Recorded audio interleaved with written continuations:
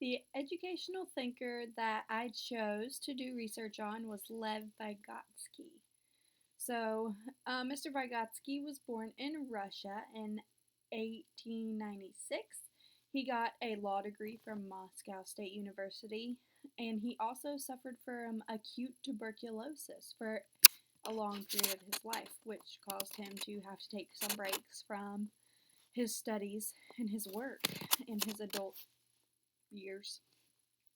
So, some of his educational ideas are the zone of proximal development and sociocultural theory, and I'm going to talk about both of those. The zone of proximal development he used to describe the level of development that a child is at, and each kid is usually at a different zone of development depending on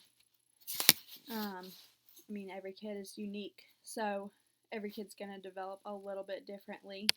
So even kids that are the same age may not necessarily be at the same zone of development. So an example of this would be that in a preschool classroom, a kid might already be able to hold scissors the right way and then will therefore need help learning how to cut on a straight line on a piece of paper, while another kid of the same age might still need help learning how to hold the scissors correctly. So those are different zones of development around the fine motor skill of cutting. And so within zone of proximal development, teachers use a skill called scaffolding, which is where they help the child learn how to reach the next zone that is barely outside of the zone that they are at, and until the child is able to do the new skill or understands the new knowledge on their own.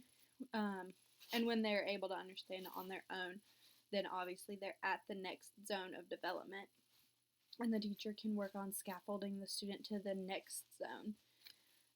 This person is called the more knowledgeable other, which is another term developed by Mr. Vygotsky to describe the person who is going to help the student be scaffolded to the next zone of development. Another idea developed by Lev Vygotsky is the sociocultural theory, and this is his idea that a person learns through social interactions with their world.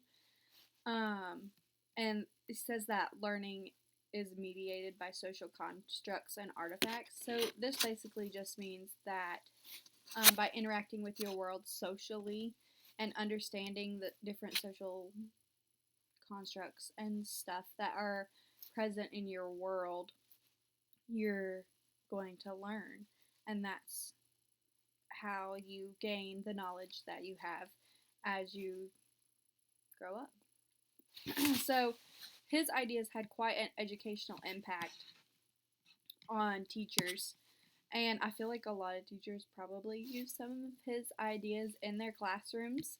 So in his zone of proximal development, his idea for the classroom, ways that could impact a teacher, is that he suggests that to learn, or for students to learn, they're going to work best in a group setting, working with peers or with mentors who are going to help them reach the next zone of development. So, in a classroom where a teacher is using the ideas of Vygotsky, you would see them giving the students a lot of group work and mixing the groups up so that it's not like one group isn't just a zone of lower or a group of kids in a lower zone of development.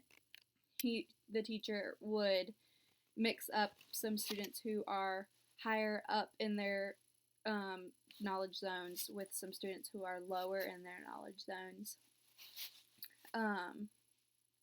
and mix them in the same group so that the older or the higher zone students can help scaffold the lower zone students up to the zone that they are in order to help them learn about the zone. And this would be helpful for the teacher because then the teacher doesn't have to help so much with each individual student to get them to the right zone. Um, and then with Vygotsky's sociocultural theory, this basically means that the teacher should work on like social skills and like sort of survival skills, I guess. Teach students how to function as adults in public, um, socially. So that's basically all that means. So that teachers aren't just teaching their students like specific curriculum that they're going to be tested on. Like give them life skills too, so that they are able to function once they leave school. Some critiques really fast. I decided that one critique I have against Lev Vygotsky's ideas is that it would be hard as a teacher to differentiate so much to each student's zone of proximal development. You're supposed to differentiate your curriculum a little bit anyway, but if you did it based on zone of proximal development, it would be way harder. And some other people think that Vygotsky's ideas were not created within a Christian worldview, and so if they're teaching in a Christian school, they're not going to be comfortable using his ideas. So that's a little bit about Mr. Vygotsky and how his ideas affect education. Thank you.